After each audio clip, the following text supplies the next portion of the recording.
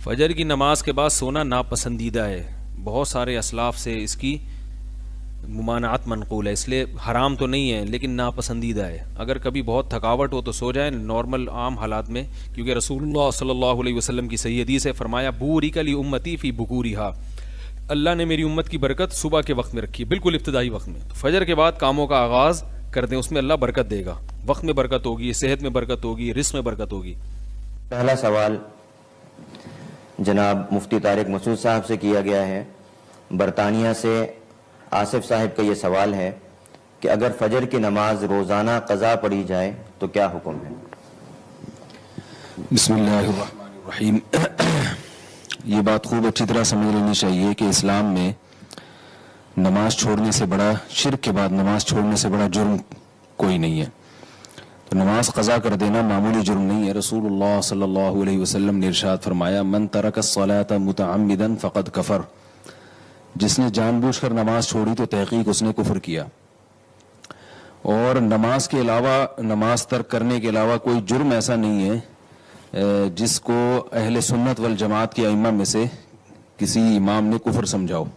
امام احمد بن حنبل رحمہ اللہ تعالیٰ کے نزدیک جان کر نماز چھوڑنے سے انسان کافر ہو جاتا ہے. تو کوئی بھی جرم ایسا نہیں ہے جو کرنے سے آپ کافر ہو جاتے ہو، لیکن نماز ایک ایسا جرم ہے نماز چھوڑنا کہ امام احمد بن حنبل رحمہ اللہ کے نزدیک کافر ہو جاتا ہے انسان، اگرچہ جمہور کا یہ مذہب نہیں ہے. جمہور کا مذہب یہ ہے کہ کفر کے قریب پہنچ جاتا ہے. تو کسی کی اگر روزانہ فجر کی نماز قضا ہو رہی ہے تو یہ معمولی بات نہیں ہے، بہت بڑا جرم ہے. اس کی اصلاح کی کوشش کرنی چاہیے، ان اسباب پہ غور کرنا چاہیے کہ کیوں جو ہے نماز قضا ہو رہی ہے، ان اسباب کے ازالے کی کوشش کرنی چاہیے. اگر اٹھنے کا کوئی انتظام ہی نہیں ہے تو الارم والی گھڑی کا استعمال کیا جائے، کوئی بھی ایسا طریقہ ہو. بہرحال یہ کوئی ایسی معمولی چیز نہیں ہے، اور جب تک اصلاح نہیں ہوتی تو نبی صلی اللہ علیہ وسلم نے فرمایا من نام عن صلاۃ، کہ جو بھی نماز نیند کی وجہ سے رہ جائے یا بھولے سے رہ جائے تو جیسے ہی یاد آئے اسی وقت اس کو پڑھنا ضروری ہے. آپ صلی اللہ علیہ وسلم نے فرمایا کہ یہی پھر اس کا وقت ہے.